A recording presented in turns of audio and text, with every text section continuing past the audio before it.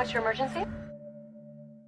Welcome back to That Weewoo Show, a podcast where we watch and discuss episodes of the ABC show 911. I'm Ellen.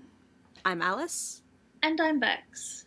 Thanks to everyone who's been listening to our Season 4 episodes so far. We're more than halfway through now. We're getting through it. All right, so we're up to episode 9. But before we start talking about that episode, Alice, can you remind us what happened last time? Yeah, so last week on 911, Eddie reunited Anna and Christopher, while Buck was reunited with Taylor Kelly, and Chimney and Maddie made the decision to not have a home birth. That was their whole story last week. Unfortunately, yes. Also, Hen and Karen found out that they had to give Nia back, but, you know, we'll discuss more of that in this episode. Indeed. This episode is called Blindsided.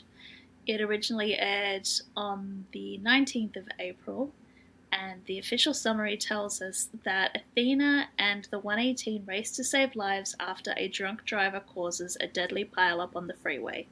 Meanwhile, Maddie goes into labour, and Hen and Karen are devastated as they prepare their foster daughter, Nia, to be reunited with her birth mother. And the triggers for this episode include childbirth, foster care system, multi-vehicle car accident due to drunk driving with child at threat, multiple injuries and fatalities, and minor character at threat. This was an amazing episode.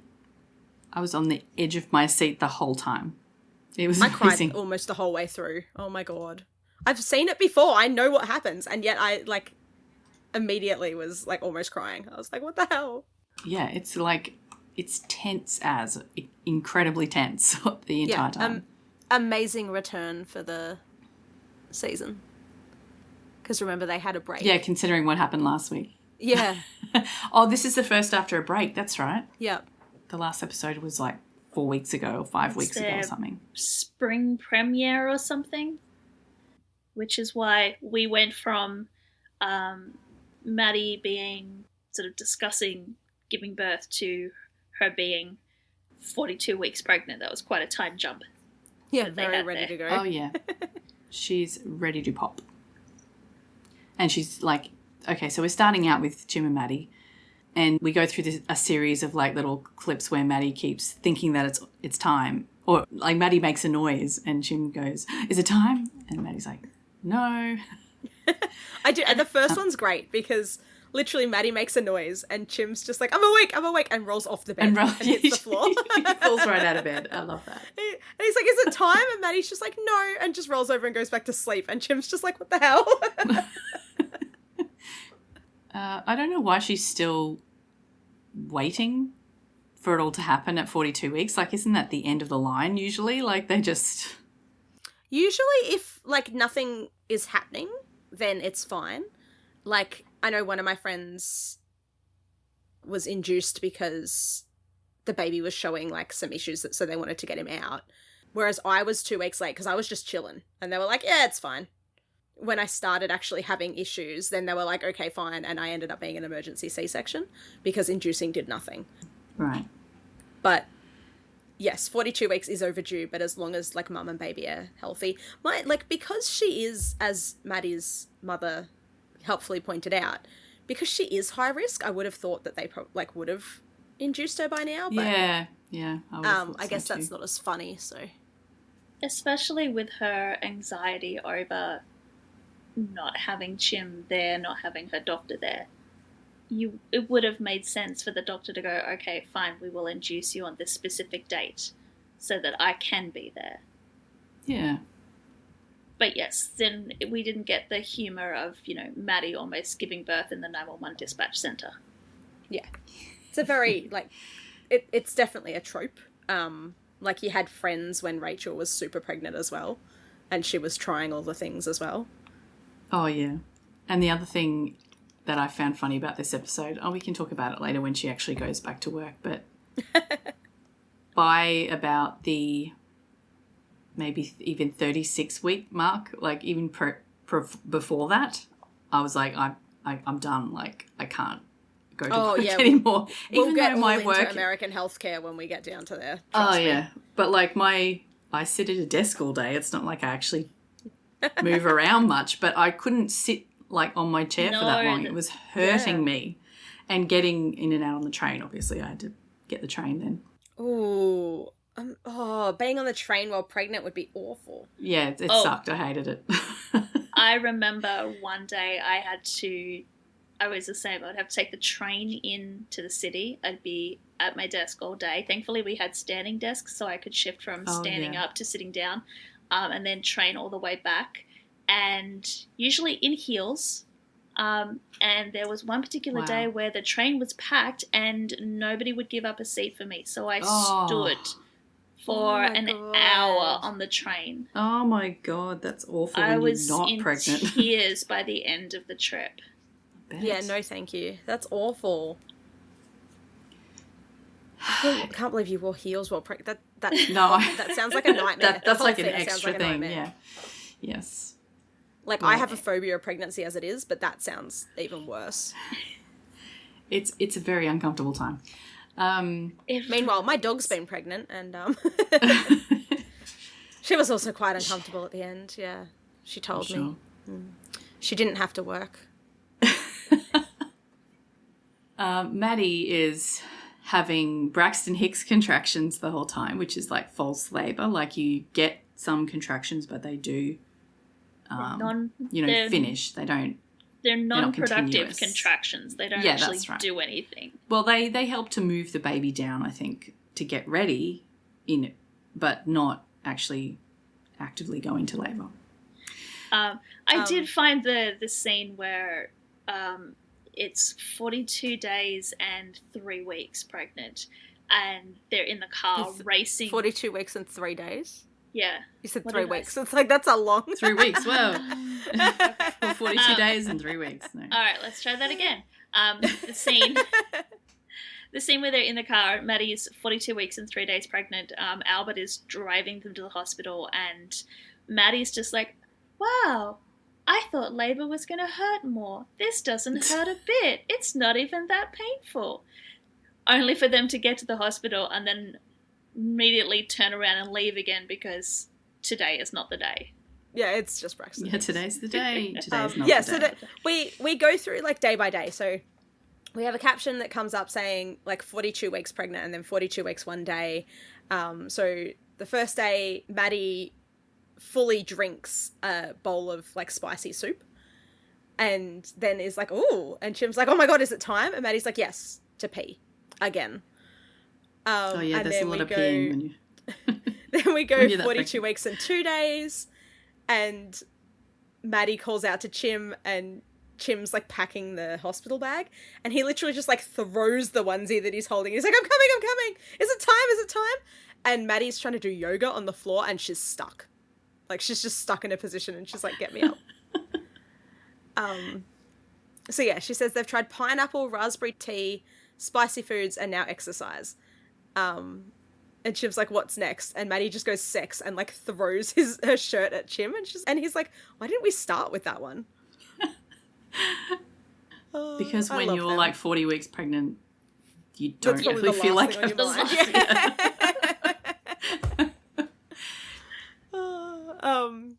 But yeah, so then 42 weeks and 3 days is Albert like driving them quickly to the hospital, and it's just Braxton Hicks.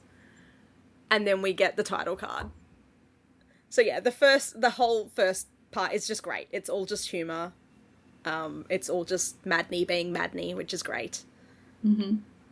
And then we go straight into the drama. Oh yes, the drama. This is like one of the most for the drama things this show has ever done. This section. And that's saying something. Yeah. So when we return from the title card, we are at DCFS, and Hen and Karen have brought Nia for an exchange, or for her supervised visitation with her birth mother.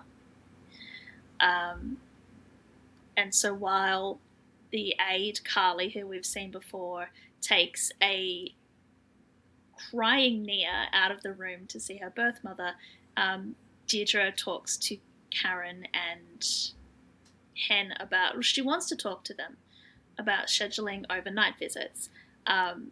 Instead, they end up out in the courtyard where Hen starts ripping into Deirdre. This is like, okay, I get where she's coming from in the emotional side of it. Like, okay, it sucks that this happens. But, like, I feel like maybe she should have known this already before, like, when they decided to become foster parents. Yeah, I like feel they like knew there this should was be, like... going to happen. Yeah, surely they have, when they sign up to be foster parents, surely they have to, like, have a talk and be like, you know, reunification is, like, what we aim for here. It's not just, like, well, we're giving you a child on a trial run and then taking it back again. Like, that's not how it works. Well, because Karen is quite upset through this process, but she is the one pushing back at Hen. It, like, yeah, she's saying to Hen, look, this was, like, we knew this was happening. This is the whole point of fostering. So, yes, so while Deirdre and DCFS are working to reunite Nia and her birth mother, Hen is pretty much trying to put her foot down to stop the process. She wants to meet Nia's birth mother to make sure that she's safe for Nia to return to. That's what that's the department's job is. Which is what literally. Deirdre says. And then Hen says, well, how do you know that that she is safe? You know, we don't even know why Nia was given to DCFS in the first place. You know, was she involved with drugs? Was she abusive? Was she neglectful? And we get told that this is not uncommon reaction from foster parents, especially in situations where the placement is for an extended period of time. Apparently, Nia was meant to be for a few months, but the pandemic made it even longer, which is why she's been with them for nearly a year. And so Hen goes, so what are our legal options, you know, to adopt her? Yeah, Deirdre's like, let me just stop you right there. You've done an amazing job. I wish I had a dozen more foster families like you, but reunification is our main goal. And she pretty much tells Hen, look, you can stay outside and have your little tantrum. I'm going to go back inside. You can come in when you've calmed down and you're ready to talk. Pretty much, yeah. Yeah. And yeah, Karen, sorry, back to the topic earlier, I just opened Facebook while you were explaining, like, the DFSS thing, and the first post on my thing was from a group, going, hey, so no one tells you this, but there'll be a time when you think your water has broken and you'll be like, oh my god, it's time, but it'll be piss, and then you'll have to say, no, it's just piss, sorry everyone, I just pissed. I'm just like, that's so relevant to what we're talking about right now. Yeah, it's not a fun time. There are a lot of fluids involved. Yeah, that's great. Anyway. Yeah, so Hen is, like, still going on, and Karen's just like, you need to calm down. And Hen's like, they're tearing our family apart. How can you stay calm?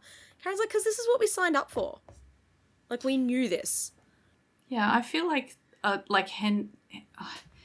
I'm absolutely on Karen's side this whole episode. I don't want to say that she's overreacting, but she kind of is overreacting. Like, yeah, this is out of character for her. Like, she's not normally so... See, my issue with this storyline is the fact that it's Hen being the one that is having this reaction. Because I feel like it's an important conversation to have. It's important to show that foster families can get attached, but they shouldn't get so attached because they're standing in the way of DCFS doing their job. And we have Deirdre here doing a really good job of explaining all of the steps that get taken through the reunification process, that they're not just throwing the kid back at the birth mother and birth parents and going, okay, you know, best of luck. Yeah. Yeah, she says they've been working on it for months now to try and make sure that everything was fine for her to go back to her family. You know, DCFS will continue to have visits, but that's not the foster family's job. The foster family is to provide a safe place for the child to land, not to judge the birth mother for whatever mistakes she made in the past. I really feel like my issue with them giving this storyline to Hen is that I feel like that us as the audience, we should be looking at Deirdre, we should be looking at Karen, we should be looking at Hen, and we should be recognizing that Hen's reaction is the wrong one. And that when she says that giving Nia back is wrong, the entire audience should be taking a step back and going, oh, okay, you are out of line. This is the wrong reaction. Mm-hmm. My fear is, however, that because it is Hen and because it is Aisha and her level of performance and the emotions that she puts, that the audience is going to side with Hen. And suddenly there are going to be a main character. So we're 4 seasons in, we're attached to Hen. So are we supposed to be looking at Hen and going, look, I love you, but you're wrong on this one? Or are we supposed to be siding with Hen and going, yes, this is wrong? They should be able to keep Nia. The foster system is broken in this aspect. And I think that's a really dangerous storyline and a dangerous narrative to be pushing. Yeah. I don't like how they did this at all. I'm really glad that all of us are on the board. We've watched this episode for the first time and went, ooh, no, this is I feel bad. like a better thing for them to do would have been to have Nia struggle with it. But, like, possibly they couldn't get it's hard to get a kid that young act like that. But, like, I feel like Nia should have struggled with it, and they could have had a discussion, like, sat down with Nia and had a discussion going, you're going back, like, you're going to your mummy, we'll always be your family, but, you know, this is where you belong, we'll always love you, that sort of thing. Like, it would make sense for Nia to struggle because she's a tiny kid and she's been with them for a year. Or if you're going to... But Hen's an adult. She should pull it together. If you're going to have an adult doing it, then have Karen do it. Because I don't think that the audience is quite as attached to Karen because she is not main character. Yeah, and the other thing is she just had, the trying to have a baby, like the, process that they went through. Yes. The IVF stuff, and that was not successful. So, and then they went straight into this foster thing. So it would make sense for Karen to be clinging to Nia. Yeah, to have that attachment. Yes. I don't know if that's a bad storyline either, but I feel like that I could wrap my head around and justify that better than Hen doing it. Yeah. Yeah, no, you're right. I agree. Yeah, I'm not a fan of Hen's reaction at all. No, like I said before, I don't like this storyline. Yeah, no. I love the fact that they're fostering. I think that's fantastic, but I don't like the way that they did the reaction. Like, they should have been upset, absolutely, but they shouldn't have done this. Yes. With Hen literally throwing a tantrum because the kid's going back to her real mother. I mean, and I think we also have to remember that she's been through a lot of trauma with Denny, like... I was just about to bring up the same thing. I think a lot of it's, yeah. Hen assumes that all mothers are going to be like Denny's mother. Yeah, like they've Denny's been through mother. that already, yeah, that's right. But they don't know that she's, like, she may not have been a junkie. She may have been going through domestic violence. Like, there's so many reasons that, someone can go through this. Also, that it can be voluntary. Like, you can just be in such a hard time that you cannot do what is best for your child. So you put your hand up and go, I need help. I need you to give my kid a safe space for a little while so I can get my shit together. Yeah. And it's not like, and so many foster families just do it for the money. So many do it for the wrong reasons. And, Nia was really lucky to land with Hen and Karen, and even Deirdre says that. But I hate the reaction like, oh no, she's ours now. It's like, she's not. Yes. Like I said, you don't foster fail kids. No, exactly. Fostering is not a do not pass go, do not collect $200 straight to adoption. It is you are there temporarily. That does not mean that there aren't people who do end up adopting people that they have fostered, but that's in extreme circumstances when there is literally that is what is best for the child. Reunification is not going to work. Adopting them into another family is not going to work. It's best for them to stay where they are for their own mental and physical health. And yeah, the whole point was that, Karen saw a kid that needed help on Christmas and was like, oh, let's be that help for kids. And then all of a sudden she's like, no, I want to keep it. And it's like, that's not how it works. It's not really helping. Yeah, I think it's just a weird it's out of place. Like, it's a weird reaction to the whole thing anyway. Like, they've been going through this process so well so far. And now it's kind of all fallen apart. But anyway, we've got a lot to get through before we actually get to No, let's just talk about the foster system for like 2 hours. Yeah. No, it's Okay, depressing. Anyway, fine. speaking of trauma. Yes. Let's bring up some more trauma. So we're going to cut to May, who is... Actually, I missed the start of this bit in the episode when I was watching it. I didn't Honestly, see I wasn't May. paying attention either. Yeah, she runs into Josh. That's the main part that I... Yeah, May steps out of the elevator looking at her phone. So May's at work. She's in the elevator heading up for a shift, and her phone chimes. So she pulls it out and sees that she has a friend request from Layla Creedy. Yeah, so this is the girl that was, like, bullying her in season 1 enough to, you know, make her try and kill herself. Yeah, so massively bullied her in season 1. Athena ended up arresting her on drug possession. It was a whole thing. Mm-hmm. And yeah, now she's sent a friend request to May, and May's just like, what the hell? Like, why would she want to talk to her? But also, like, this is another example of, like, whichever designer put the stuff on the screen. It's like an iMessage pop-up, but then when May goes into it, it's not a message. It's like a profile, like a Facebook profile. Oh. But anyway, yeah, so May's like, what the hell? And then when the doors open, May walks out, but she's still looking at her phone, and she just walks straight into Josh.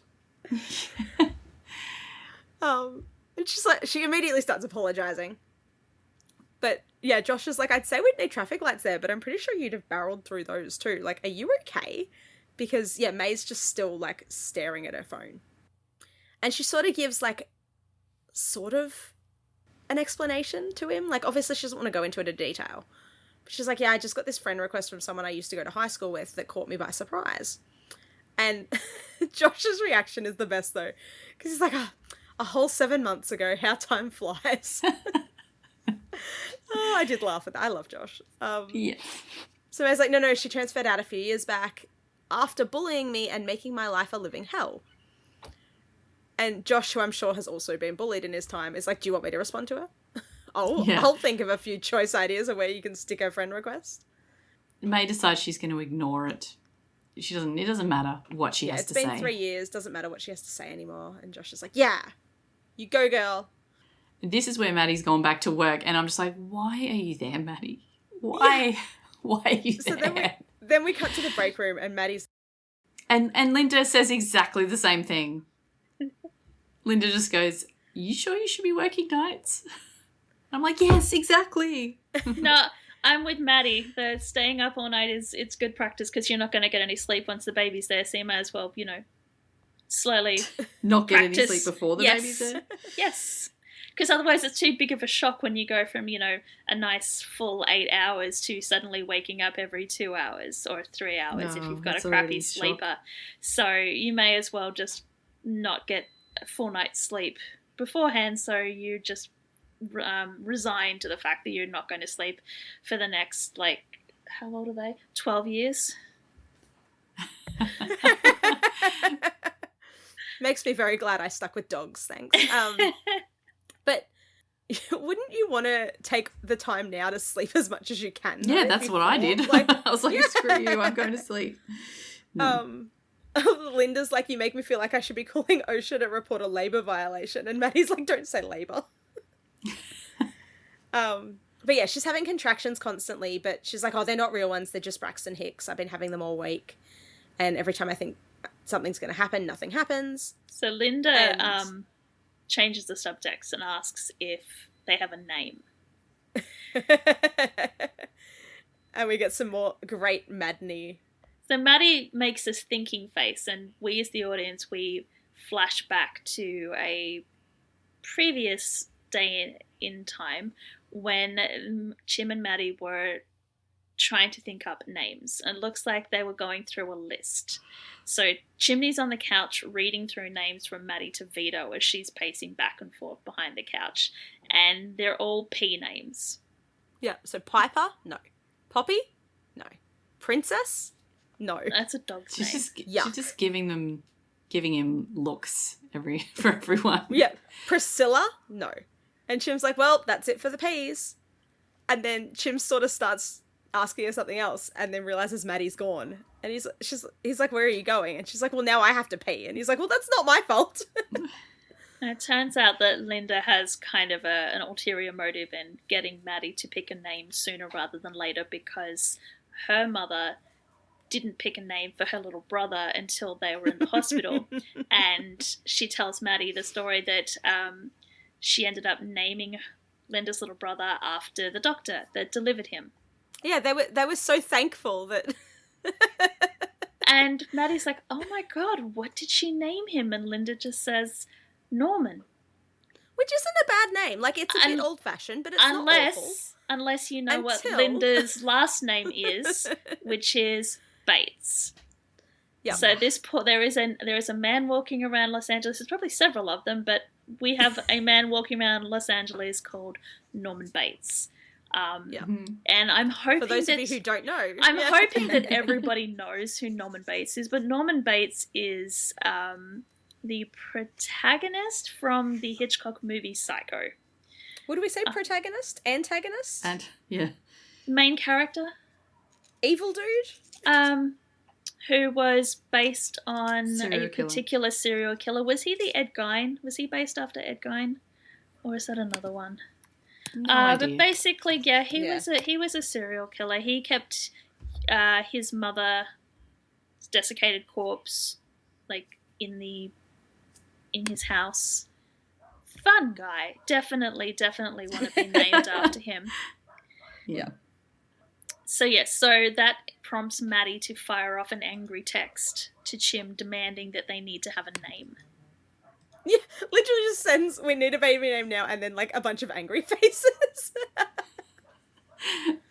Meanwhile, Chim is at work and he just asks the others, anyone got any ideas? Yeah. And then he turns around to Buck and Eddie. Yeah, and both go in and like open their mouths, and he's like, not any of your names. So it's not going to be Bucket or Ivana or Edwina. And Buck's like, I thought you were going to put names in a hat. And then it turns out they tried that, but this is the best. I laughed so hard. The only thing that was on the pieces of paper in the names in the hat when Chim opens one of them is I don't really want to pick our baby's name this way. Yeah. And Chim's like, okay, but that's never going to fit on her driver's license. And Maddie just leaves. She's like, nope. She's being very resistant to this whole naming process, to be honest. Nothing seems right. But Eddie says that he and Shannon didn't know what they were going to name Christopher. Then they saw him and they knew. And Chim's like, yeah, cool. Like, we're way ahead of our skis here. So he texts Maddie, meet her first, with question marks. Maddie's response is all caps, Norman Bates, like 5 exclamation points. And Chim just looks up from his phone when he receives his text and goes, I think she just called me a psycho. Yeah. Like, he has no context for this, but he's just like, what the fuck did you just call me? Oh, it's great. Then Bobby turns up. And, yeah, Bobby, what a great name for a baby. No. And asks if Maddie's still having false labour. And she was like, yeah, I know kids are supposed to test your patience, but I thought she'd at least wait until she was out of the womb. Bobby's like, well, at least you'll be well prepared for her arrival. Absolutely the worst. I do love that Chim starts listing all the ways in which they are prepared for baby's arrival, and it includes freeze-dried rations. Yeah, so the normal stuff like baby toys, clothes, towels, blankets, supplements. But yeah, freeze-dried rations. Which are in there apparently in case the hospital loses power. So they will have... How long are they going to be in this hospital that they require rations? Literally. Interestingly, while Chim and Bobby are having this conversation, Chim looks up to see that Hen is sitting in the locker room staring at her phone and yells at her pretty much to get her ass out and help him with restocking the ambulance. Which they just did. Apparently, but Hen's got her pessimistic, grumpy pants on because when Chim says to her, but yeah, sure, we might have just restocked it, but there's no such thing as being too prepared, she comes back with, sure, like there's any rhyme or reason for the crap life throws at you, and then walks off, which Bobby and Chim are just very confused. Oh, she's in a great mood today.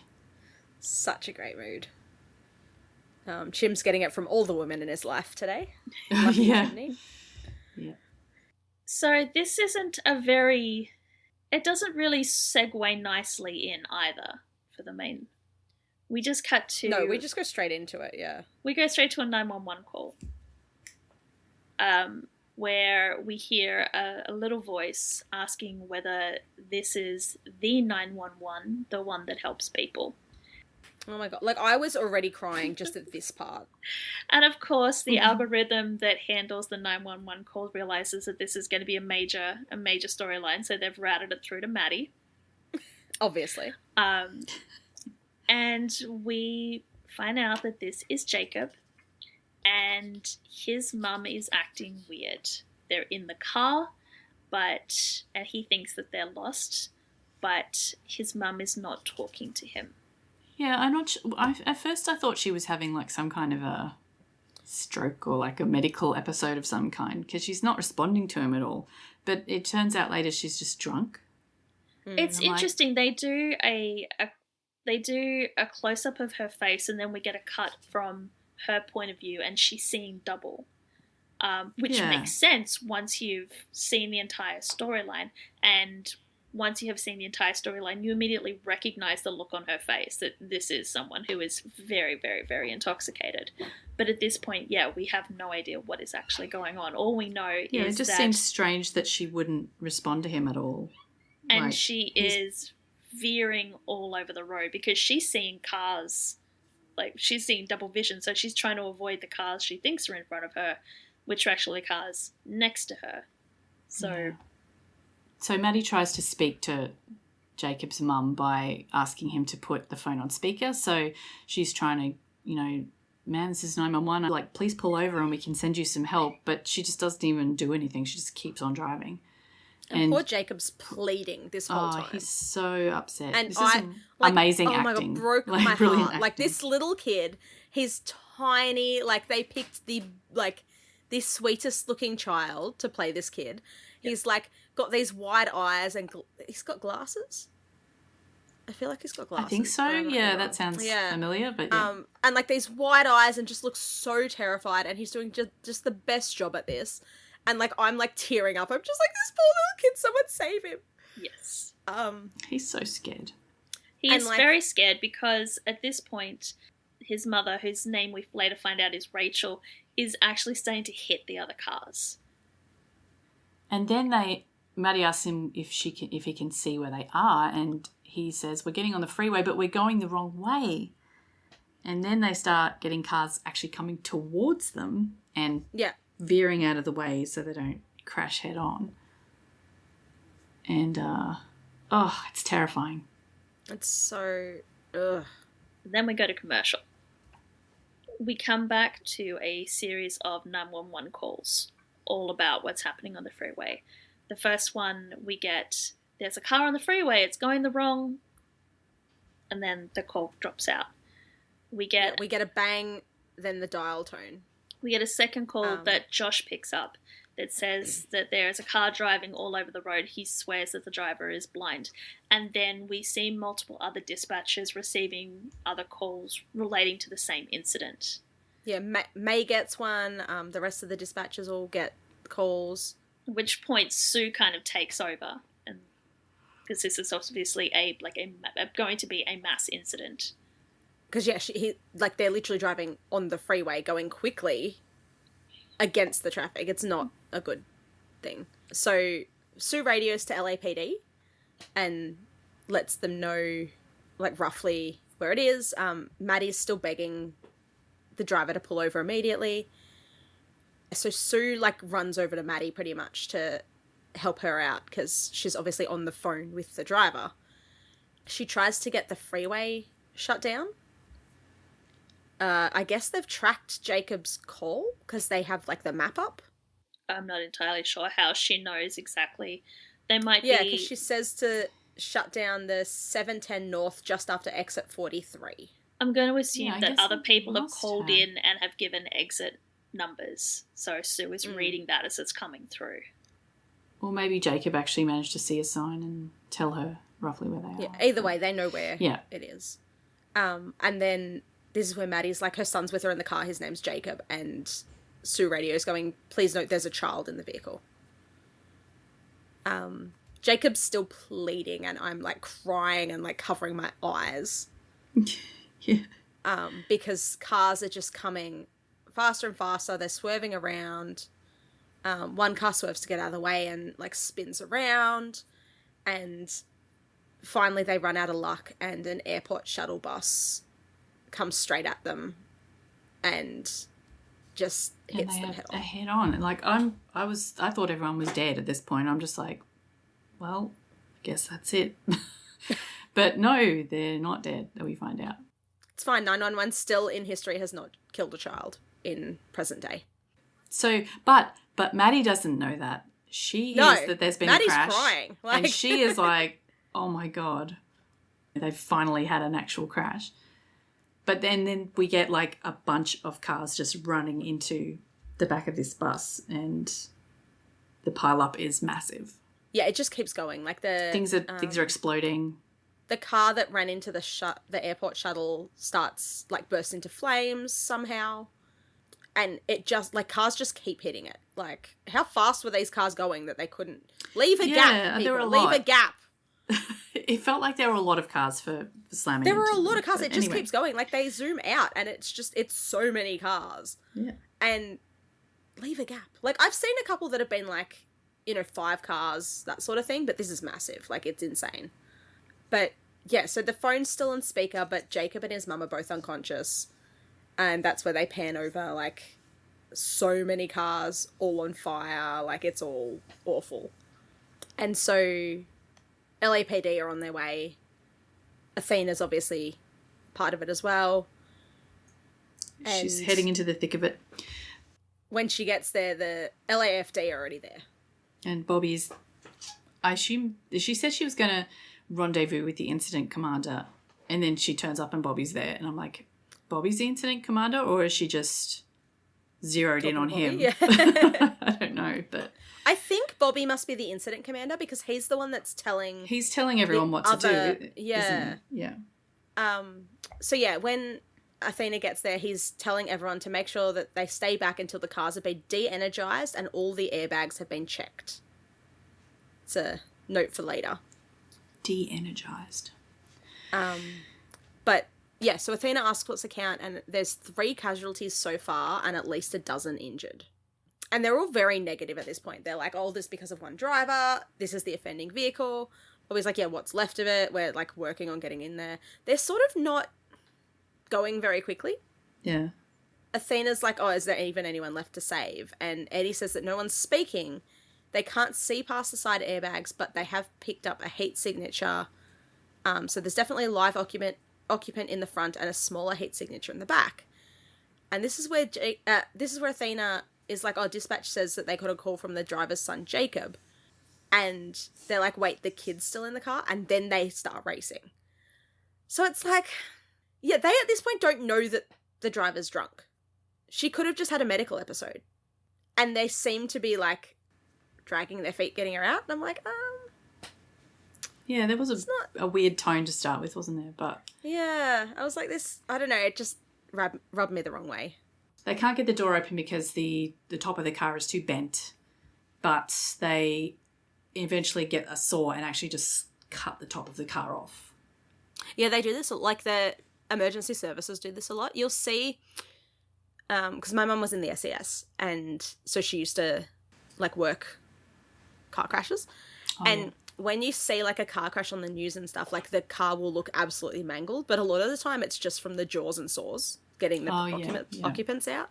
So, like, they'll be like, oh my God, what a bad crash. And it's just like, well, it wasn't, it was bad. You had to rip the car apart to get them Yeah, like, the car didn't lose its roof in the crash. The car lost its roof. And yeah, once you know, like, what signs to look for, it's just like, it was just because it was, like, Not bit like that smushed. bus. I can't remember where it was. I don't think it was in London, but like one of those double-decker open-top buses, like a tour thing, and it was off route and it went under a low bridge and the top of it just like peeled off thankfully like a sardine can. Yeah. The people in the top there like all ducked down and it didn't. No one was. I think people were hurt, but they weren't. No one died. But yeah, it looked incredible. I can't even remember what country it was in. Yeah, we have the in Melbourne we have the Montague Street Bridge. Oh yeah, I used to see that one on social media all sometimes. the time. Like I have been under it several times because it is in just like a main area. Yeah. And I don't know why they haven't just like dug the road deeper to make the because only like small kind of sedan type cars can get under it, right? It's like I've been under 1.2 meters or something. It's tiny. It's small. But like it has flashing lights. It has like sensors, and like it actually has physical things because it used to just have sensors and people wouldn't listen to them. So now it has physical things where if you drive underneath, you will hit it. Before you get to the bridge, and people still regularly manage to get under it and get wedged or sardine the top of the truck off. Oh dear. And yeah, it's always those like, you know, the little like hire vans or the little courier vans that are... Yeah, people who don't know where they're going. Yeah. Like people who don't actually need a truck license can drive them. Those ones. Yeah. Yep. So yeah, they just don't pay attention and go straight under. So yeah, Montague Street Bridge, foreigners, have a look. It's fun. I think just about every country's got one. Probably, yeah. But no, they take the roof off and they can see the kid. He's still breathing. He's all right. I don't know how they can see that he's still breathing from where they are, but I don't know, but he's Hen still breathing. Is magically diagnosing him with being alive. Yeah. And they can also see the driver and the car's all, you know, mashed around her, but she's okay. She's unconscious, but she's all right. They're not sure if Jacob has got like a vertebrae problem, so they think that they're just going to pull the whole car seat out. Yeah, so they put a neck brace on him and just pulled the whole car seat out. At least he was in a car seat, I guess. Yeah, he didn't look like he was... Like, I didn't notice a car seat before, but like when he was on the phone. Yeah. Unless they're actually just taking the actual seat out of the car, like not like a child seat.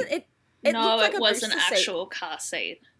I think most of the time we saw Jacob, he was leaning forward to try and talk to his mother, so we didn't actually see what he was sitting in. Yeah, that's what made me think, because normally when you're in like a booster seat type thing, it's holding you back fairly tightly.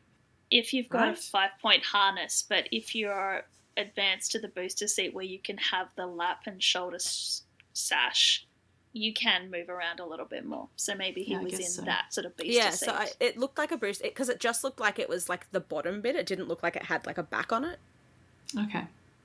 Well, in any case, they pull him out with the seat attached to him and take him off. And yeah, they're trying... So at this point, like, the mum starts waking up. And her pulse is steady, but she's, like, covered in glass and has airbag burn. And her speech is slurred. And they're like, well, is her slurred speech a symptom of her injuries? But Athena says that dispatch says that she was acting odd before the crash too. And Athena kind of has a look in the car, and there's an almost empty bourbon bottle. Yes, she does some very professional detectoring. And discovers Athena that she was drunk. Loses it. Like, she's like, how many people have to die tonight because she was drunk and stupid? And then she turns around in disgust and realizes that Bobby's just staring at her. And I was like, oh, fuck. Yes. Whoops. Oh, yeah, so after this, Bobby's having a bit of an episode. He's like, you know, like he's having flashbacks. Hen's cracked it too. Like, Hen's like, oh, drunk driving with your only child in the car. Bobby's like, yep, you're good here. I'm just leaving.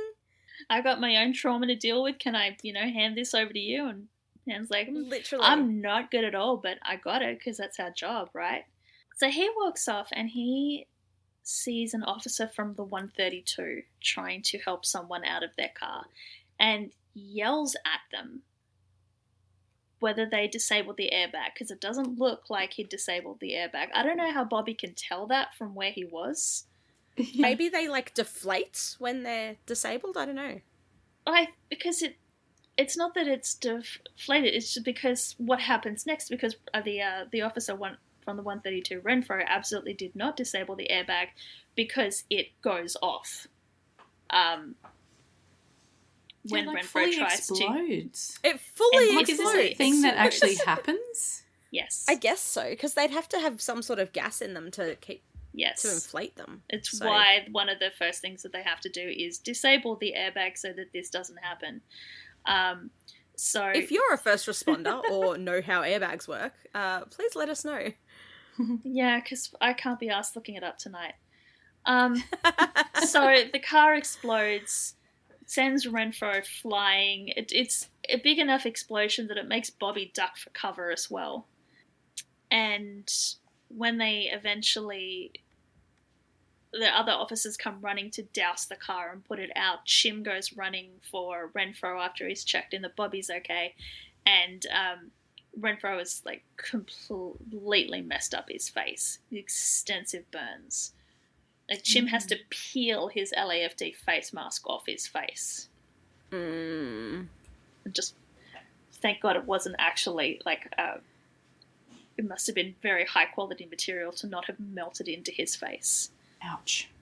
The driver, we thought Renfro was bad, but at least he was outside the car. The driver who was inside the car, as Buck reports back when he comes racing to assist in the situation, is that he is alive, he has a pulse, but his skin is like paper. Then he calls for a burn blanket. Bobby comes to help Buck get the guy out of the car, and once they get him on the gurney, you can see that Bobby's having flashbacks. His trauma is raising its ugly head in this moment. Yeah, Bobby's not doing great. He's not doing great. But then we get a little bit of a more light-hearted aspect of the accident, in which Maddie has taken a call from a man somewhere further back on the freeway. Not really important, but type 1 diabetic. He feels like his blood sugar's getting low. He needs some support. So Maddie is trying desperately to make a call to LAPD to get a car back to him, but she's struggling to be heard over the radio through her contractions. Like, Bobby, we can hear Bobby going like, I don't know what you're saying, Maddie. Yeah, she's like, what's the make and plate of your vehicle? And he's like, it's a black Ford F-150. And she's like, what's your license plate? So Sue immediately is watching this she's watching disapprovingly. So she comes and takes over. She gives Bobby the license plate. They get someone down. And my favourite, I love this. Sue's like, exactly how long have you been in labour?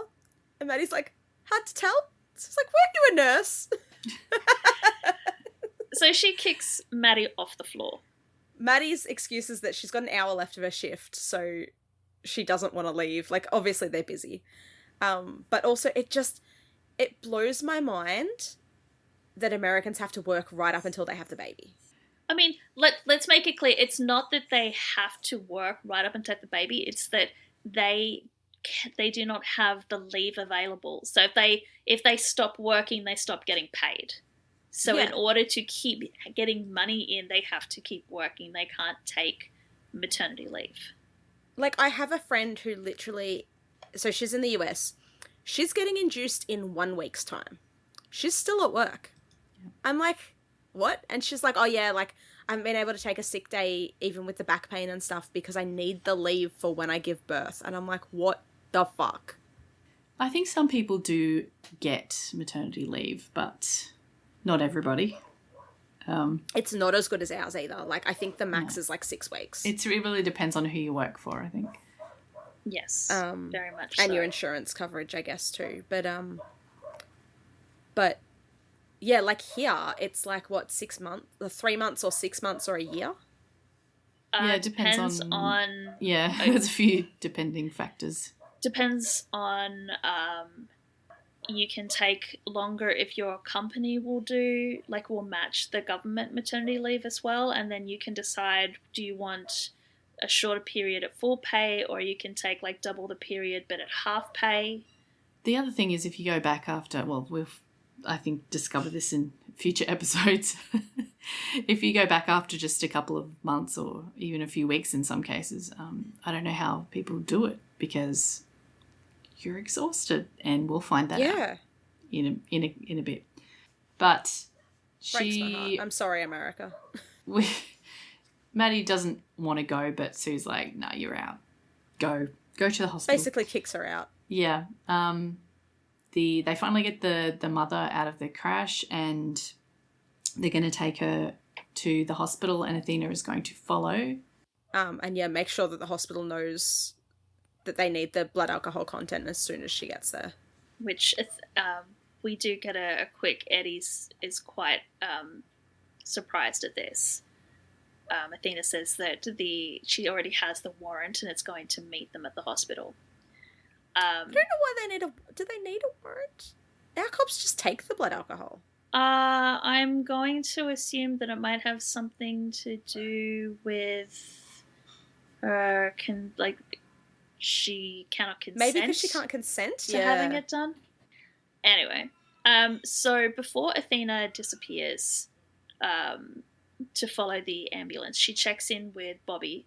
But before they can have a full heart-to-heart debrief over what's going on, Sue comes over the radio asking whether Captain Nash can spare a paramedic for a woman in labour. And Bobby's like... At dispatch, yeah. It's so cute. I love it so much. He's like, I'm pretty sure that there are paramedics a lot closer to you than where I am right now, Sue. And Sue's like, yes, you are correct. However, none of those paramedics are the baby's father. So she's done this over, the full radio. So she hasn't just radioed to Bobby. She's radioed to, the whole team. And all of them, who are all of a sudden, all in the same place again, all of them just turn and stare at Chim, who pulls his mask down and has the biggest grin on his face. Beaming. It's so cute. Happy. He's just like, oh my God. It's time. And Bobby's like, Chim, go meet your daughter. And just, kicks him out. And Athena's just like, cool, I'm following that ambulance, so you can ride with me. And, throws him in the car. Because apparently everybody is going to First Presbyterian.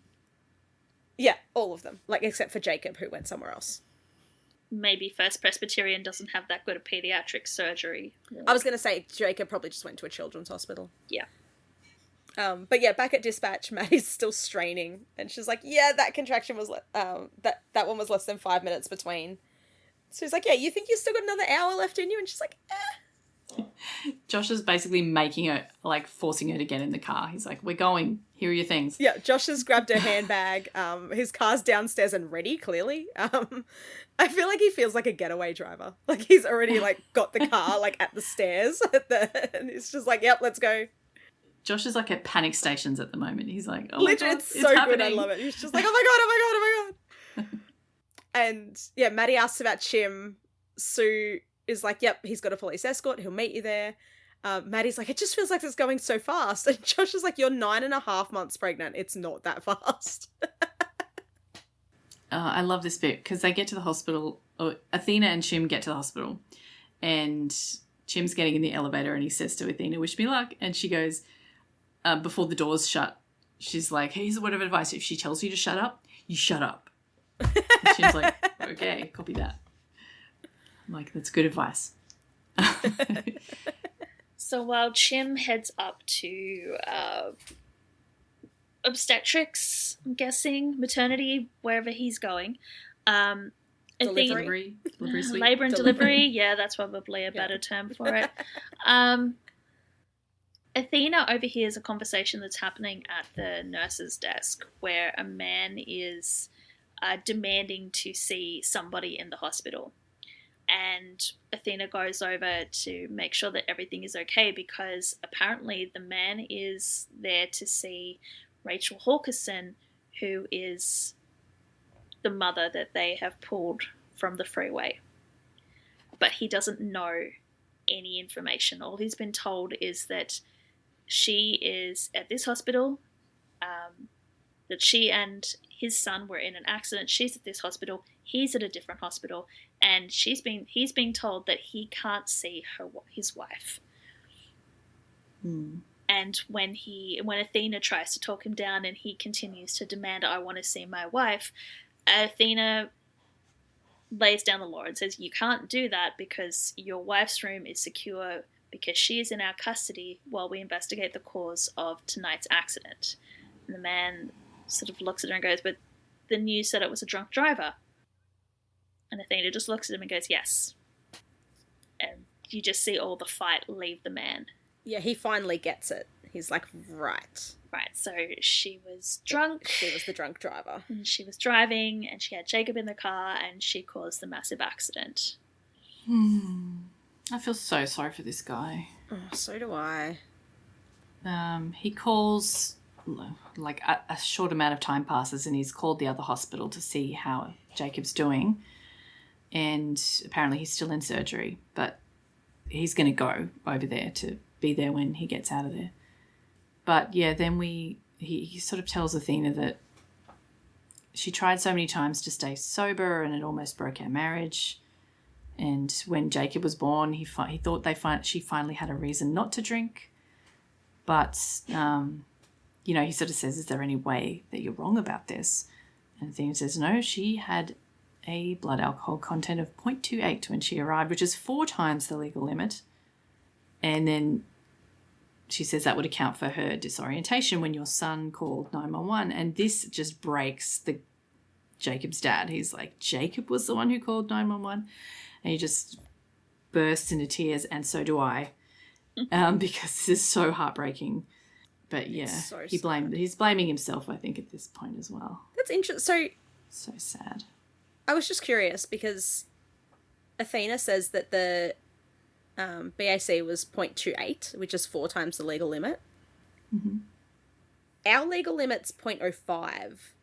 0.28 divided by 4 is 0.07.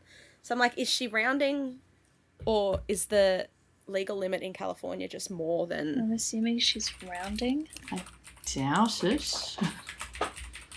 Unless they're measuring different units. No, 0.08. Seriously? Or higher is is illegal. So yeah, 0.07 is the legal limit by the looks of it. Holy shit. Because it says BAC of 0.08 or higher is an automatic DUI. So 0.07. But is it the same units as we used to measure it? Yeah. Yeah, because it's percentage. It's not... Oh, okay. Yeah. Yeah, I don't think blood alcohol is metric versus imperial. I think that's a standard. Yeah. I think that's a standard measurement. Damn, 0.08. Yeah, that's crazy. Yikes. Yeah, so yeah, here it's 0.05. Doesn't stop people. No, doesn't at all. But yes, poor Jacob. Poor his dad. Poor everybody. Yeah, it's sad. Athena's like, you didn't know, and he's like, I should have. And then we go back to this. This episode really is just a roller coaster of emotions. Yeah, it's emotional whiplash. It's funny, it's sad, it's funny, it's sad, it's like... Yeah, that's right. Heartwarming, it's heartbreaking, it's... This was the reason that I was kind of convinced that something terrible was going to happen with the baby, because, like, everything else was so heartbreaking. Like, there was all this, like, really tense and scary stuff going on, and then all of a sudden in the middle of it there's this baby being born, which in itself is quite dramatic, but for different reasons. Jim rocks up just as the doctor says that Maddie's at 10 centimetres dilated and they need to get, like, starting with the pushing. He's like, "We're going to grab a few things and we'll get started." I'm like, what are I you don't grabbing? think the baby's going to... Yeah, well, I don't think the baby's going to wait for you to get ready. No, like, don't you have people to do if that? she's ready to go, then... Yeah, but it looks... Like, I'm sure someone else can grab a towel. It's okay. But it's such the traditional Hollywood, like, vision of labour. Like, Maddie's up on the bed with her feet up on stirrups and everybody's gowned up and masked up and gloved up, and she's literally just stays seated or lying in the bed pushing the entire time. Yeah, I don't think that's how labour works. No. Sometimes it does, but not all the time. Autumn had contractions while I sung folklore to her and rubbed her belly. Oh. But yeah, so they grab a few things. Maddie's still in a mask at this point, and I'm just like, surely they would not make her be in a mask. Like, she's got enough to worry about. Be like, uncomfortable. Yeah. If she's luckily, when it's panting. actually happening, her mask is off because I was getting real worried. But yeah, so Maddie's sort of whimpering, and Chim's like, "Are you okay? Can I do anything for you? I can shut up. I mean, I can try." But Maddie's like, no, you're fine. What I need is my breathing beads. What are breathing beads? They're like rosary beads.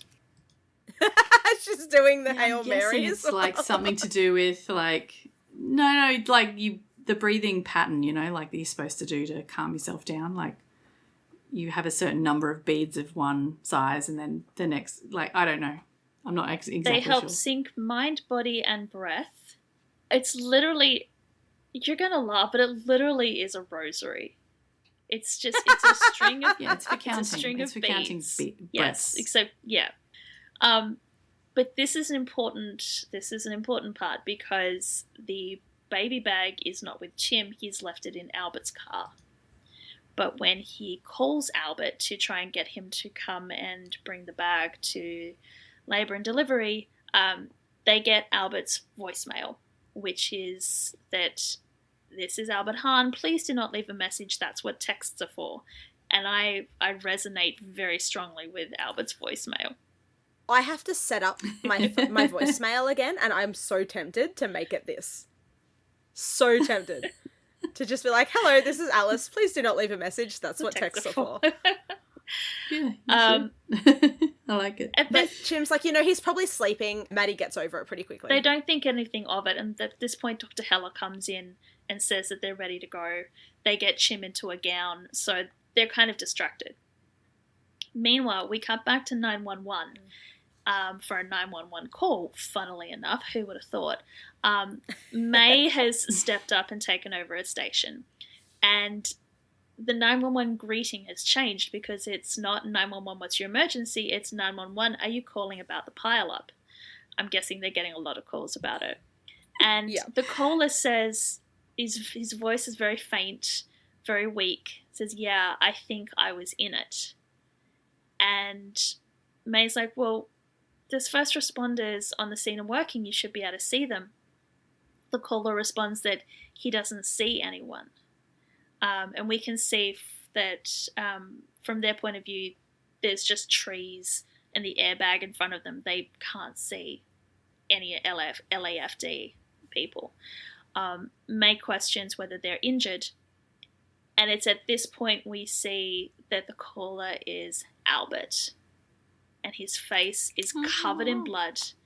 And it's dripping, but it's dripping the wrong way. It's dripping like up off his face.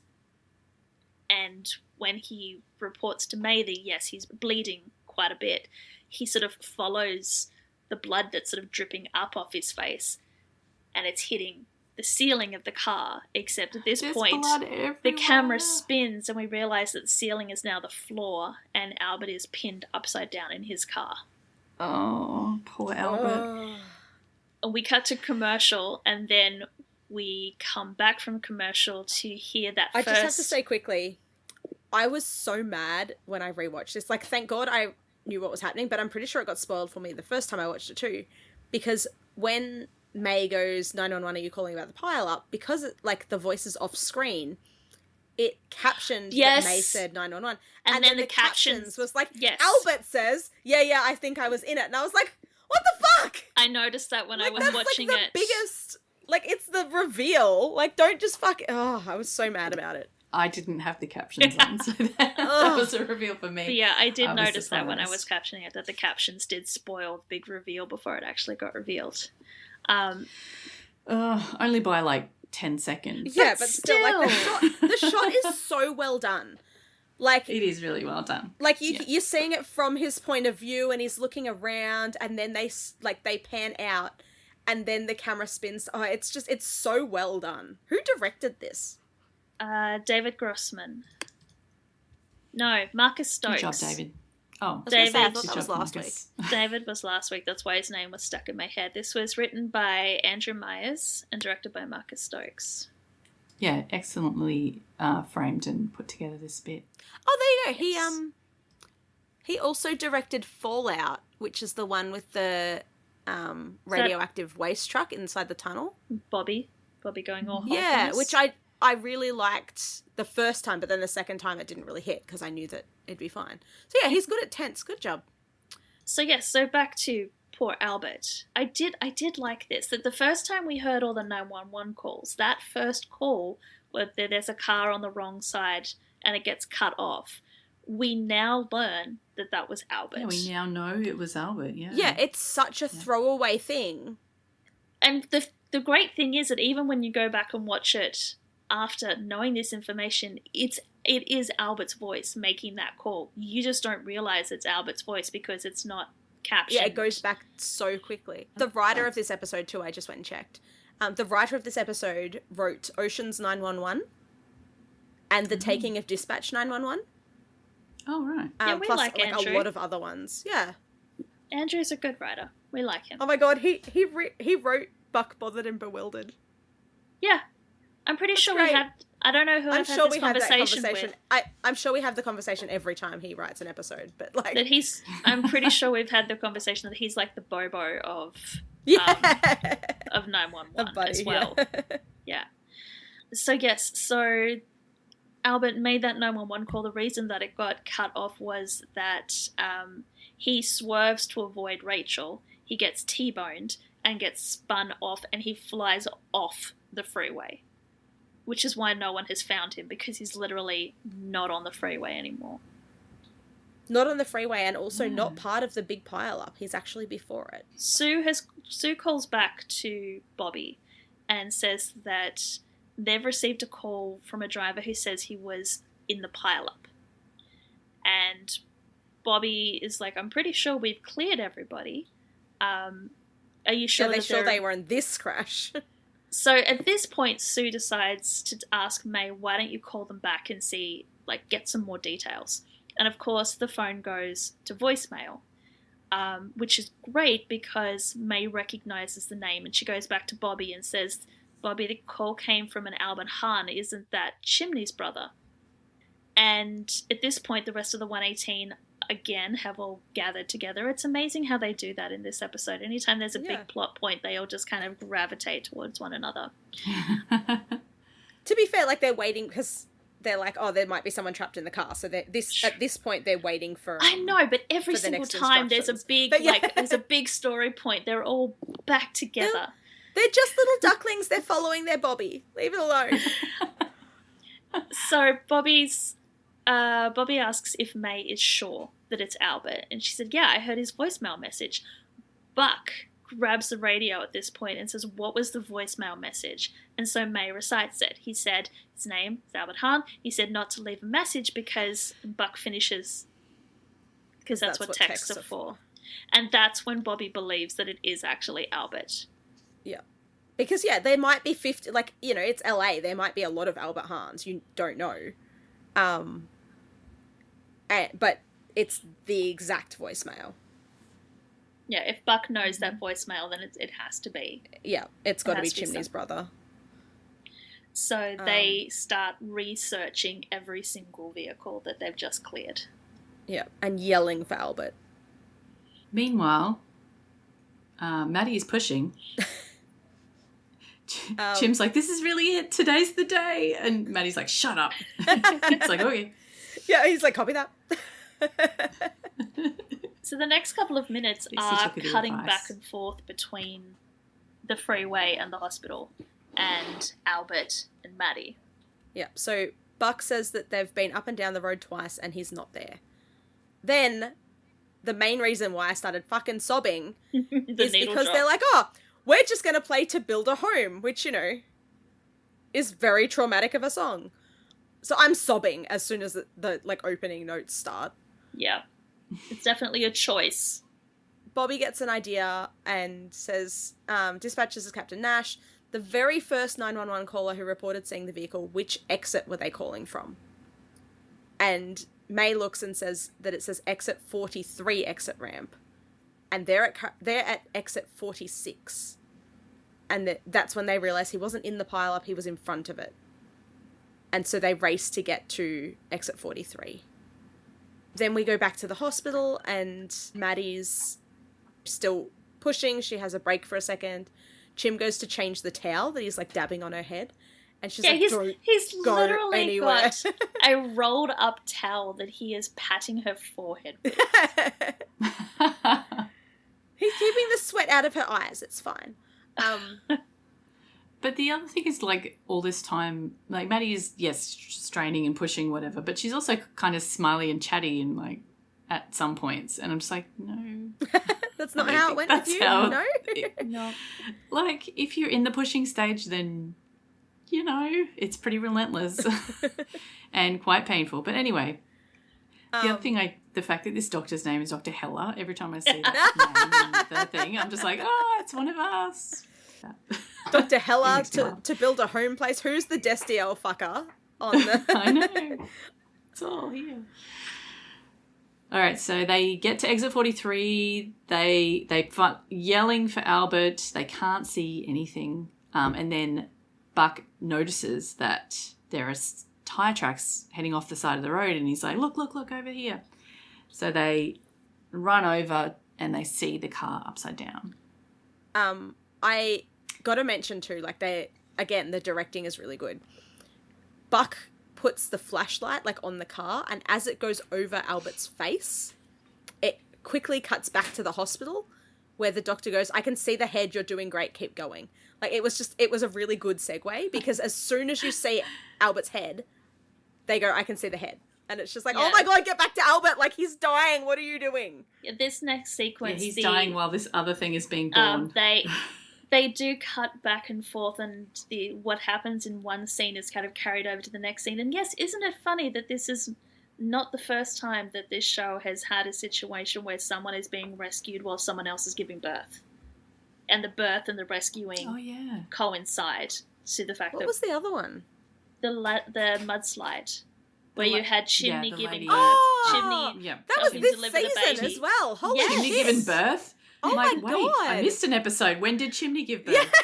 Okay, no, come on. My brain is not working. It's okay. Sorry, I'm just teasing.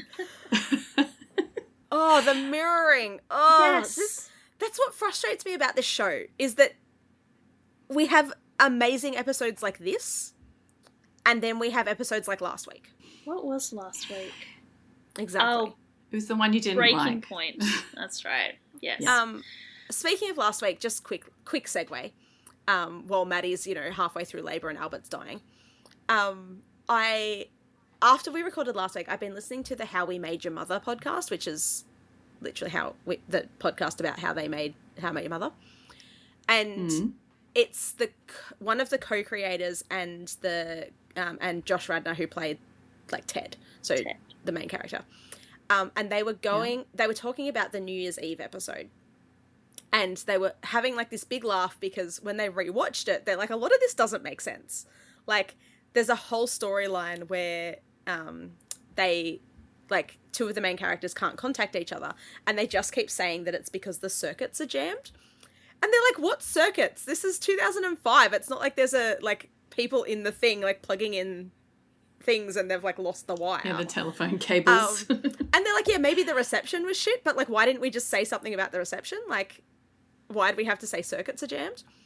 But then they were talking about how, and they were told this by another writer, where as long as the audience are having a good time, it doesn't really matter if things don't make 100% sense. Like, as long as they're having a good time, then just, like, go with it. And people will just go with it. And I think that was the problem with last week, is that we weren't having a good time. And everything that was stupid, we were like, this is stupid. 100%. We've said that before in these episodes, that there are some storylines that are absolutely ridiculous, but we enjoy them enough that we're willing to suspend our disbelief and we're willing to overlook how ridiculous the storyline is. But when the writing is bad and the acting is bad and we're not having a good time, then yes, we are going to be 100% more critical. Yeah. But yeah, it was just interesting that I literally listened to it like the day after we recorded that episode, and I was like, oh, need to remember to mention that because it was so true. And like, it's interesting that like to hear the writer of the episode's talking about it. Yeah. Because the writers are aware that things don't make sense all the time, but as long as the audience is having a good time. So, anyway, yeah, so... I feel like they embraced that in Supernatural quite a lot. Yeah. Don't pull the thread, Misha. Don't pull the thread. Yeah, a lot of things didn't make any sense. But anyway, yeah, they continue. She continues giving birth, and they continue to save Albert. And they find that he's lost a lot of blood. His pulse is racing, but he's still alive at this point. Dr. Heller tells her that she needs one more big push. Yep, so we've cut back to Maddie. You can do this. But then we cut back to the freeway, and just as Dr. Heller is encouraging Maddie, Buck is encouraging Albert. Yeah, we're right here. We got you. And then 3, 2, 1. And they Eddie cut his seatbelt. He falls 3. But then this is one of the ones that I really like, where you've got Eddie going 3, 2, 1, and then you cut back to the hospital, and Chim is counting 5, 6, 7, 8. I know it's not like sequentially. Yeah, but together, it's really good. But it's the idea that they're all counting. They're just counting for different reasons, for different times. But yeah, so they get Albert out and onto a backboard. And then straight into the ambulance. We don't even see that. He's out, boom, he's in the ambulance, he's going straight to hospital. And then he flatlines. They believe he probably has a ruptured spleen and is hemorrhaging inside. And then, he starts coding. So they start compressions, and as we cut back to the hospital, and Chim is once again counting Maddie's contractions, because she's got to push for 10. The counting of the contractions starts to line up with the compressions that Hen is doing. Oh, and I'm sobbing mess. And as Hen is beseeching Albert not to do this, Chim is telling Maddie that she can do it. Then we go back to Hen going, come on, you have a niece to meet, come on. And sure enough, the baby's born. That's her, you did it. Maddie's like, I did? They actually have a baby that looks like a newborn. I was so excited. I was like, holy crap, it doesn't look like a toddler. It did look like a very little baby this time. And then here's the fake out, because we get the baby. The baby is fine. We cut back to the ambulance. Hen is continuing to do contractions, and the music fades out. And then it's just silence and the heart rate monitor flatlining. And it's a good couple of seconds where you're thinking, oh shit, the baby's born. Does that mean Albert's not going to make it? And then right at that moment where you're really starting to worry, the monitor picks up a rhythm, and Eddie announces that he's got a pulse. Yep. I had no idea if Albert was in this after this. So the first time I watched, I was bawling. I was like, oh my God, they've just got, I was just getting used to him, and now he's gone. Even the second time, I was still I was still tearing up and crying a little bit, but it wasn't as bad, but it was still such a tense moment, even on rewatch. Oh yeah. Yeah. Fucking hell. Yeah, very tense. And to be honest, I kind of knew that Albert was going to make it, but it felt so much like he wasn't going to make it that I was still very tense. But watching babies being born always makes me cry anyway, so yeah, I was crying for a different reason. But yeah, amazing scenes. Loved it. Loved this. So tense. But yeah, Maddie gets handed the baby. Apparently they don't let you have skin-to-skin contact in this on TV, maybe. I don't know. Don't know how that works. Maddie's got to keep her clothes on. A wrapped-up baby. We're only an M rating. Yeah, no boobies allowed. There's a way to do it without showing the boobies, though. Seriously. I'm sure they could have managed it, but no. But yeah, they say she's so she's so tiny and perfect. Chim says, everything's perfect, I love you. And Maddie says, I love us. And it's just like this happy little bubble. And I'm just like, Chim, your brother's dead. Yeah, very emotionally roller coastering at this point, because it's, you still don't know what's going on with Albert. But for the moment, everything is perfect. Oh, the fucking song. Jesus Christ. Yeah, that definitely did not help. For those of you in the Supernatural fandom as well, there's a really long, quite well-known fan fiction called To Build a Home. That's loosely based on the song. I wondered about that. Which I have not read because I know that it's emotionally devastating. Very emotionally devastating. Like, it's... Do not have the spoons. It's good. It was written over like 5 years or something. And it's crazy because the author was like 17 or something when she started. Mm-hmm. And then the whole, like, it's like we grew up with them.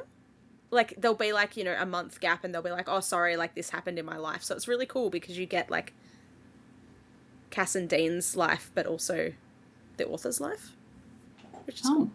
But yeah, it's one that I want as a physical copy, but it's big and I just haven't had the money spare because it's just amazing. I've read it once. It made me cry. Now the song makes me cry every time. And so the fact that that's the song, I'm just like, no. How could you?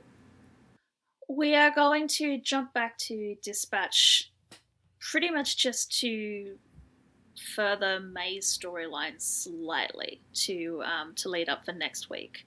So Josh walks in, it's the morning, everyone's getting ready to end their shift. He's got a text from Maddie or Chimney or somebody with all of the stats for the new baby, which he announces to the group, and everybody is thrilled because baby is there, baby is safe, baby was not born at Dispatch.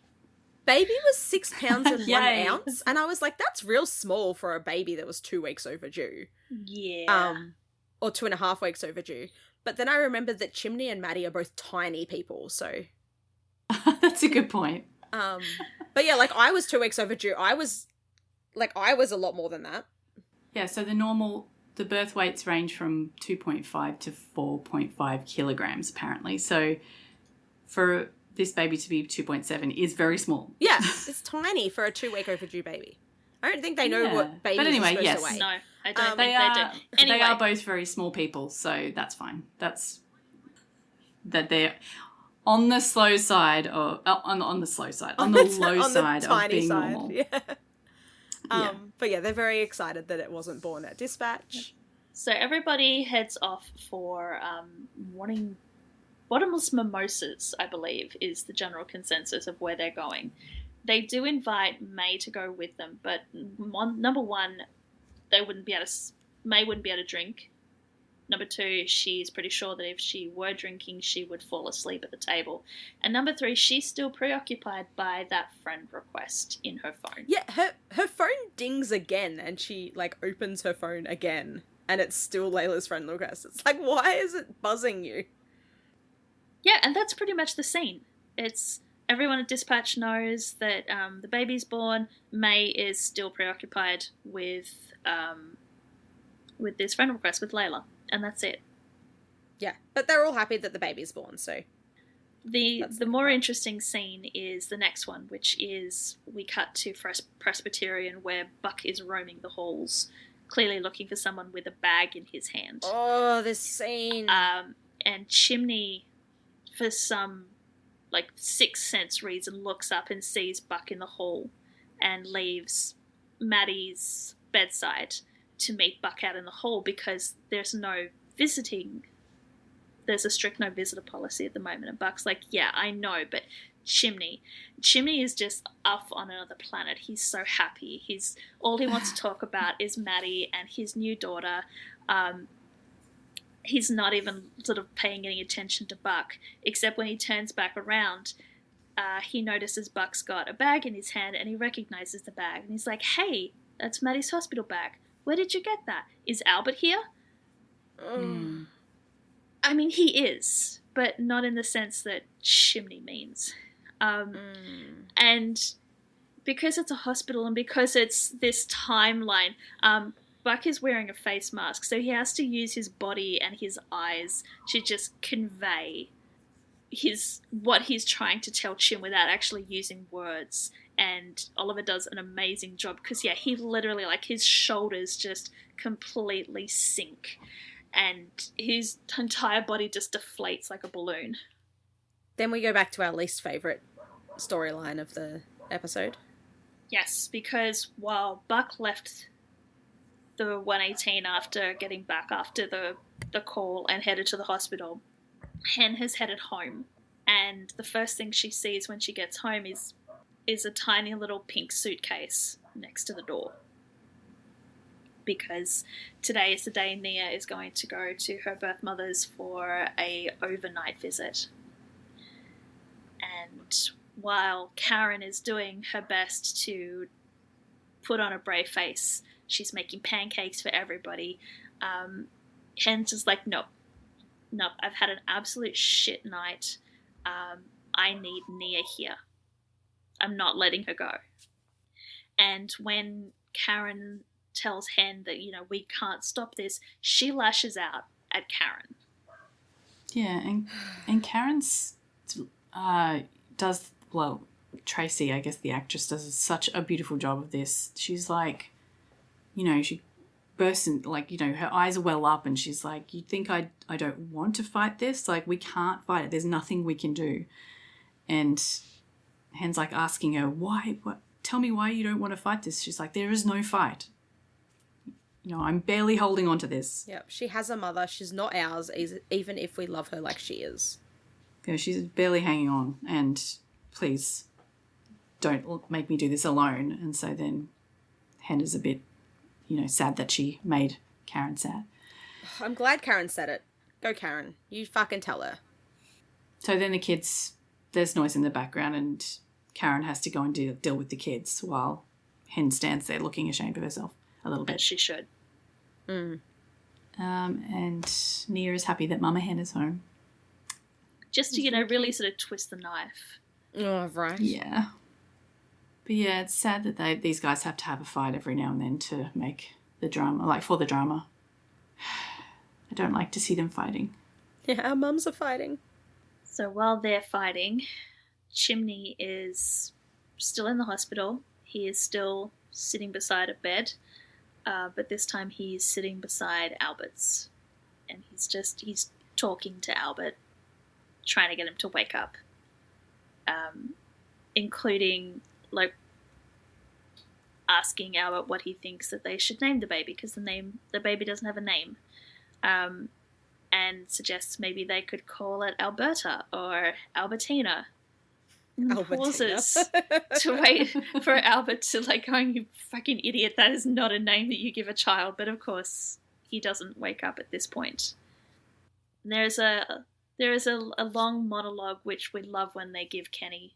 I hate that they do put Chimney through the ringer, but I love it because Kenneth does it so well. Oh, he does. They do. They're like, Kenny and JLH can cry real well, so let's just make their life a tragedy. Yeah, he's lost so many people. He tells Albert that he knows that he's had a really crappy day, but Chim needs him to wake up because the doctors are giving him some real serious looks and expressing their concerns, but they don't know us Hans.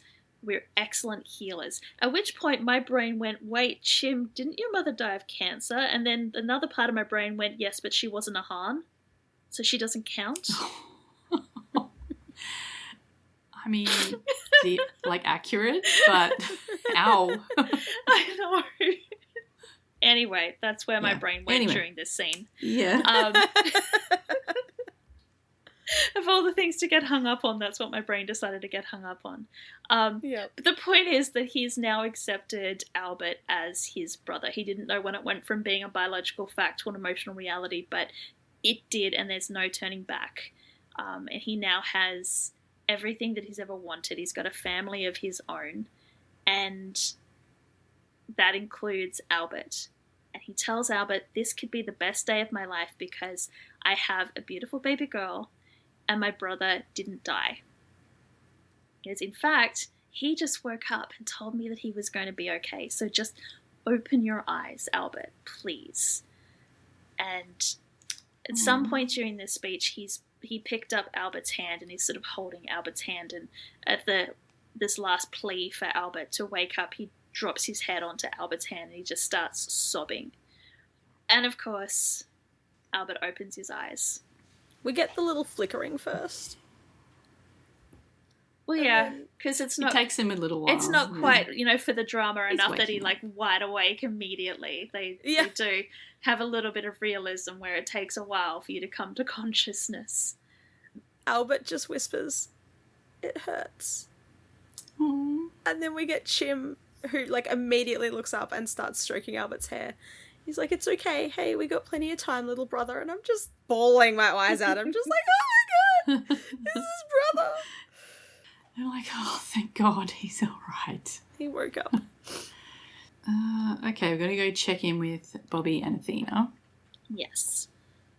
Athena has so to we can, apologise for the shitty things she said instead of We have apologised, apologised, and we have to catch up on what happened to everybody, because these guys are the ones who do the exposition. Oh yes, we've got exposition police officer. So she heard, Athena comes in and says she heard about Albert. Is he okay? And Bobby says he's alive, but what about the boy from the crash? And Athena explains that surgery was a success. He's recovering with his father, and the mother is also okay. She only had minor scrapes and bruises despite being hit head on by a minibus or whatever it was. Wow. I knew cars these days had pretty good safety, but It's probably because she didn't know what was going to happen, so she was quite relaxed. They do say that drunks tend not to get injured when they get into accidents because their entire body is just relaxed. Most of the injuries that people get are because you anticipate the hit, so you tense everything up, which is why the injuries are often a lot more serious. Yeah, and you'll put your arms up, and then you might your arm will smack you in the head from the airbag going off and that sort of thing too. So, but it was a head-on collision followed by plenty more cars ramming into the back of it. I'm just shocked that anyone's alive. It but happens anyway, all the time though. It's and often it's the driver will walk away and the passenger will die as well. Yeah. Yeah. But yeah, so Athena goes on to say that the husband had no idea that she'd started drinking again, and they're not sure if I believe him. And Bobby's like, well, could be true. Could be he just needed to believe it was true. And his face, he's trying to keep it together, but his eyes are glassy and he's definitely been going through it. Oh, he's breaking my heart. Poor thing. And this is when Athena sort of clocks him and goes, yeah, I'm sorry about what I said at the wreck, the drunken stupid thing. But he's like, you weren't wrong. People died last night because of her. I don't know her, but I know what it's like to inflict that kind of damage. And Athena tries to deflect and says, Bobby, you're nothing like that woman. Bobby's like, I'm exactly like that woman. And the day that I forget that will be a very dangerous day. Oh, the trauma. But then he just stands up and he's like, I've got to go out for a while. Love you, bye. And I'm just like, I wouldn't let him leave. I'd be like, where are you going? Are you okay? Do you need me to come with you? Yeah. Turns out he was heading to an AA meeting, so it's fine. Which is fine, but I wish he'd said that. I know it's for the segue. Yes. But I wish Athena would have been like, where are you going? Unless he just when he's going, he just says, I got to go out for a while. That's his code. Or it could be that she trusts him, that she doesn't need to know where he's going. She's although don't go find a rookie surgeon again. No more dumpster diving. What? Oh. Yeah, no. I've got to go. I've got to go to Michael's place. Yeah, I'm going to Michael's. We've got some spying to do. No, she'd be okay with that. No, he's going to an AA meeting. He stands up to share with the meeting, and his sharing becomes the monologue that wraps up all of the loose ends for this episode. So we see Jacob, we see all the characters pretty much. Some of it's cute. So there's a moment where we see Eddie getting breakfast ready, and Christopher comes in. He's just woken up, and Eddie just grabs him into the biggest hug. And Chris asks, what was that for? And Eddie's like, just because. And Christopher's like, yeah, okay, cool. Goes back in for another hug. Oh, it's so sweet. Who was watching Chris all night? I don't know. Don't focus on that. I will Don't pull the thread. I will say I did have that same thought and then chose not to pursue it. But what I took away from it was that Chris gives the best hugs. Yeah. Looked like an amazing hug. Karen and Hen are saying goodbye to Nia before she heads off for her overnight stay. So she's doing really well with it. She's like, okay, see you later. Yeah, bye, mamas. And so cute. Karen and Hen are basically in tears, a bit heartbreaking for them. Bobby's saying that last night was a hard night, but I'm here and I didn't have a drink. So maybe today can be a good day. And if today can be a good day, maybe tomorrow can be too. It's like, oh. I was just scrolling through the transcript of his monologue to see if he actually said the word blindsided, but she doesn't. So. Yay! Did we get to the whole episode without the title? No one said it at all. How good is that? No, it's a thematic episode, I guess, where they don't ram the theme down your throat. You have to actually think about how all the storylines are on theme. Oh, how good. Huh. What a good episode. We're not at the end yet. I know, but I'm still happy about it. Turns out that Andrew Myers is a co-executive producer too, so yeah, shout out to Andrew Myers. Shows like this have a lot of executive producers. I know, right? Peter Krause is an executive producer. True. No, he's too. Yeah? Cool. So is Angela. Yeah. Okay, so to wrap it up, we're going to go back to... Buck being adorable, yeah. We're going to check in with Maddie and with Buck. We're going to, because Buck is meeting his niece via Zoom. And all that comments we had about, damn, that's a small baby. Yeah, it's not small anymore. Oh, it's massive. Yeah, it's an entire toddler. No longer. She's getting her driver's license next week. I'm wondering, how much time has it been since baby was born and Buck is meeting her for the first time that 4 months, 5 months, 6 months have elapsed? Are we sure this is I don't think this is the first time, surely. Well, it's the first Uncle Buck. It's the first time. So yeah, but still. Yeah. But Dr. Heller wants them to wait a few more weeks, then you get to meet your Uncle Buck. So maybe it's not the first time, but that he hasn't met in person yet. No, he hasn't met in person, but I'm still that it's either That's the first time they've said Uncle Buck. It's a very, very significant time jump from when baby was born to now, or they've just switched out the babies and suddenly forgotten what this age group baby needs to be. I think it must be. Anyway, yeah, so the kid who's getting its driver's license just met her Uncle Buck. Maddie's like, oops, Chimney just missed the first Uncle Buck. And Buck's like, it's okay. Knowing him, I'm sure we're in for about 10,000 more of those. And sure enough, Chimney then appears on screen. And he goes, okay, I'm clean and ready to hold my girl. Oh, Uncle Buck! Oh my God, was I the first one? I was the first one, right? And they're all like, yep. Yeah, you were the first one.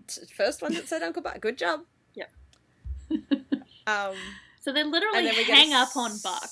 Maddie just so slaps. cute. Just slam. Buck's like, I'll leave you guys to it. And then as Maddie's closing the laptop, Buck's just like, Buck loves you. Buck loves you. Bye, bye, bye, bye, bye, bye, bye. So cute. But see, it also can't be that long because they're only now having a discussion about the fact that the baby doesn't have a name. So it can't have been that long. But yes, Chimney is amazed that they let Maddie leave the hospital without naming the baby. And she's like, oh, actually, I did name it. Yeah, I picked a name. She had to give him something. Don't be mad. Chim's not sure if he's mad or relieved because the pressure's off. But then he's like, it's not something I'm going to hate, is it? So baby's name is Ji-yun. And Chim is absolutely shocked because that was his mother's name. It's I bawled when he said that. I know, obviously I know so what Ji's sweet. name is because she's been in the show since this episode. And when he's just like, that's my mother's name, I'm like, yes, it is Ji. It's not your mother. So Maddie explains that she called Mrs. Lee to tell her like everything that's happened. You know, had a baby, Albert nearly died, and apparently Mrs. Lee just kept saying, "I wish his mother was here to see her being the baby," I guess. And so that's when Maddie knew that her name was going to be Ji-yoon Buckley Han. Aww. And Chim loves it. Yes. And they're really glad Albert's okay. And then Maddie's just like, God, talk about bad luck. And Chim says, no, I'm starting to think we're just the luckiest people ever. No boy. Why does she say talk about bad luck? Who's got bad luck? Albert. Well, what else has happened to bad luck? Like Albert. Just Albert. Yeah, it doesn't really make sense. It's bad luck that he had an accident. Yeah, on the it's day just bad luck that the he baby had was an accident. born, Yeah, or- that he, like, was... Okay, because the way she almost says it, it's died like... the- It makes it sound like there are other bad luck things happening. I'm Yeah, like, no, well, not really. I mean, to be Not fair, really, they've had a but lot anyway. of bad luck, so... Well, over the years, yes, Yeah. I guess. But yeah, today, not that many. And so the episode ends with Maddie and Chim and Ji-yoon on the couch, just being all happy and lovey-dovey. Yeah. That's so cute. It's like, Baby that was a happy ending after all that drama. Very dramatic episode, but Yes. excellent one. Yeah, love this one. Whew, I'm exhausted after talking about it. What else can we say about it? It's nice to, like, I did vaguely know that there was a child called Jian in the future, and now I'm glad to see that the baby is fine and it is the same baby that is happening later. So that was good. I was really worried that something terrible was going to happen with the pregnancy, but no. No, 911 once again not putting children at risk. Or putting children at risk but not doing anything bad to them. Not killing the babies. Yeah. Yay. Yep, still to date, no killed babies in present time. Excellent. Only in flashbacks. Hopefully that will not change. I still wonder if it's a ratings thing. I'm going to assume it's just could well a be. decision that they've made. Yeah. If you work for the ratings board. Look, I'm perfectly happy with that decision. Oh, absolutely, yeah. But yeah, really good episode. I really like it. It was still tense on rewatch, which I Yeah. find like a lot of them aren't as tense when you know that everyone's going to be okay. But this one, I was still just like, oh my God, I know he survives, but like, Albert, wake up. Yeah, right. I made the mistake of rewatching the rescue scene specifically at work while I was doing the notes. And so trying very hard not to sob at my desk. Yep. Aww. Yeah, and I love the way that they there were a few points, well, at least 2 points in it where you weren't quite sure what was happening. They only gradually revealed what was actually going on, like especially that part with Albert. You don't know that he was the one who was on the 911 call. Yeah, I really liked that. Like, I didn't pick up on it until, like, it was mentioned.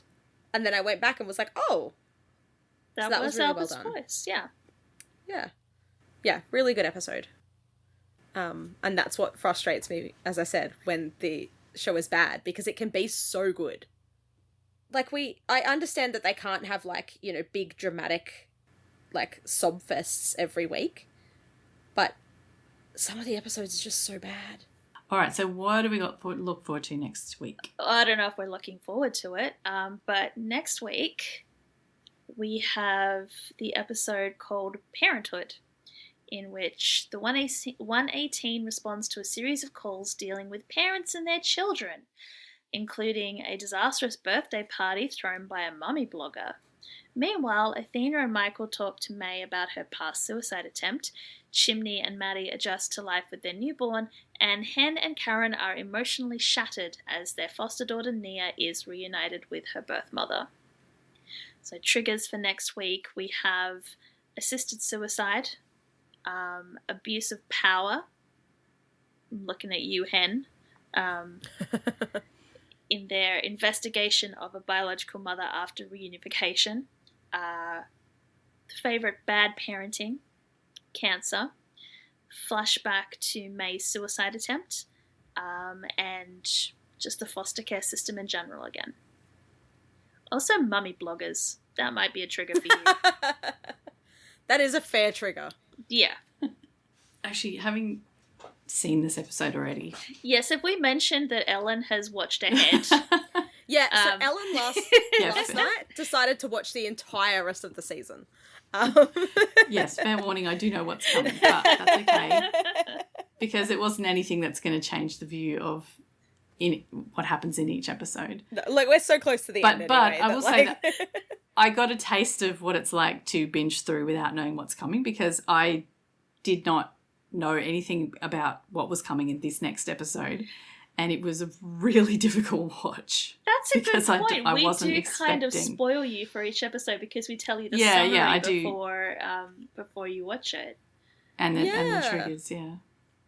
But I don't mind that, because it means I can be emotionally prepared for what's coming, kind of thing. Whereas in this episode, I didn't know what was coming, and then all of a sudden this woman is trying to commit suicide and refusing to be, revived or whatever. And I'm just like, oh my God, this is so horrible. But anyway. So much happened in this episode. I'm trying to write the last week on 911 summary. And I'm just like, oh my God, everything happened. Albert really nearly got reincarnated as Chimney's daughter. Yeah, that would have been funny if that, not funny, but weird. It would have been a good storyline if, like, Albert had died and then all of a sudden Ji-yeon was born. Yeah. That's seriously what I thought they were going to do. Oh, yeah. I think that was the intentional It was heading for that, misdirect. right? That was, yeah. They totally thought that, like, Chim was going to be like, oh my God, best day ever. And then Buck would turn up and be like, yeah, Albert's dead. It's like, oh, fuck. Yeah. Yeah, the universe said there was only room for one more Han. Yeah. Yeah, one's got to get out. Dead man's boots, Oh, God. Okay. All right, let us know what you thought about this episode. Were you on the edge of your seat like the rest of us? What do you think they should have called the baby? No, we already knew that her name was Ji-yeon, so no. No other names necessary. How many boxes of tissues did you go through while watching this particular episode? Let us know by leaving us a comment on this episode's post on thatweewoo.com or directly in Spotify or on YouTube. Thank you for the people who've been watching us on YouTube, by the way. There's been a few more than usual lately, and that's amazing. Thank you. Hi, YouTube. Also on the website is all the ways that you can subscribe to the podcast so you can find out when new episodes are posted. So thank you for listening this week, and we will catch you next time for episode 10, which is called Parenthood. See you then. Bye. Bye. 911 is a fictional show, but many of the situations portrayed happen in the real world too. If any of the topics we've discussed in this episode have affected you, please know you're not alone. You can call or text numbers in your country for help. Just Google crisis support in your location to find out the number. If you enjoy our podcast, you can help us out by leaving us a review on Spotify or your preferred listening app, and by sharing our social media posts. Find out more at thatweewoo.com.